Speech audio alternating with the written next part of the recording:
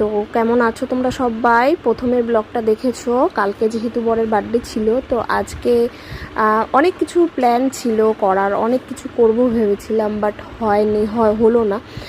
কারণ একটু সমস্যার কারণে আমাকেও টাকা পয়সাগুলোকে দিতে হয়েছে বরকে, তারপরে ওরও হাতে কিছু টাকা ছিল না। এখন যেহেতু মাসের শেষ, বেতন হবে তারপরে, বুঝতেই পারো প্রাইভেট ফার্মে বা চাকরি করলে যা হয়। তো সকালবেলা মাছ নিয়েছি, মাছটা এখন ভাজা করলাম, আর মেয়েকেও খাইয়ে নিয়ে এখন আমি মাছটা ভেজে নিচ্ছি, কারণ বাবা চলে এসেছে। আর দেখো দুপুরবেলা খাবার নিয়ে এসেছে, বাবাই নিয়ে এসেছে, যেহেতু রান্না বাড়িতে বাবা বলেছিল যে রান্না করব না, এই জন্য চিকেন, ছোটো মাছের চচ্চড়ি, এদিকে আর মাছ, আর আমি যে সকালে মাছটা নিলাম সেই মাছটা ভাজা, এদিকে চিপস।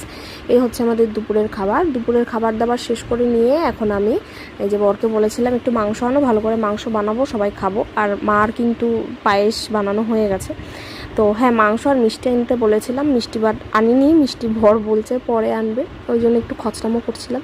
আর এদিকে মাংস সব কিছু আমি রেডি করে নিব এখন আস্তে আস্তে করে, তাড়াতাড়ি করে না বসালে 10টার মধ্যে সব কমপ্লিট করতে পারবো না।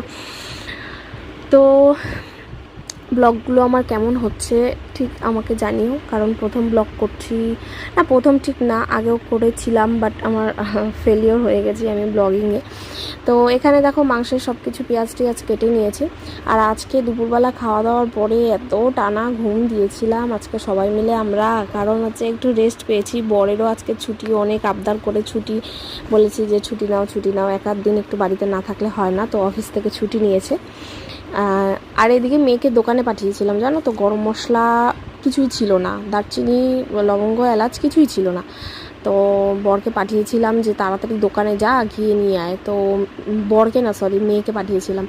তো এদিকে সমস্ত কিছু ফোড়নের রেডি করে নিচ্ছি, আর এদিকে আলুটাকে ভেজে নিচ্ছি। দেখো আলুও লাল লাল করে ভেজে নিয়েছি। তো তোমরা কিভাবে করো আমাকে জানিও কমেন্টে, ঠিক আছে? আমি কিন্তু এইভাবেই মাংসটা করি, তো অনেক রকমভাবেই করি, বাট আমি আজকে এইভাবে করলাম। তেলের মধ্যে সব ফোড়ন দিয়ে নিয়ে এখানে রসুনটা দিয়ে নিচ্ছি, রসুনটাও ভালো করে ভাজা করব, প্রথমে রসুনটা দিয়ে ভাজা করব। এভাবে করে দেখো, খুব ভালো হয় টেস্টটা, কারণ গন্ধটা এত সুন্দর আসে। এটার মধ্যে একটু তেলের মধ্যে একটু বাটার দিতে লাগতো, কিন্তু আমার বাটার ছিল না ঘরে, বাটার শেষ হয়ে গেছিলো। তারপরে যে পেঁয়াজ নিয়ে নিয়েছি, জানো তো কড়াইটা এত ছোট হয়ে গেছে, কি বলবো তোমাদের, কড়াইটা পরে চেঞ্জ করে নিলাম। 1 কেজি মাংস, তো পেঁয়াজও অল্প হয়ে গেছিলো, আর কড়াইটাও ছোট হয়ে গেছিলো, একটা পেঁয়াজও আবার কেটে দিয়েছি। এইদিকে দেখো ভাতটাও বসিয়ে দিয়েছি, আর চিকেনটাও এদিকে কষা হচ্ছে। আসলে কি হয়েছে, একটা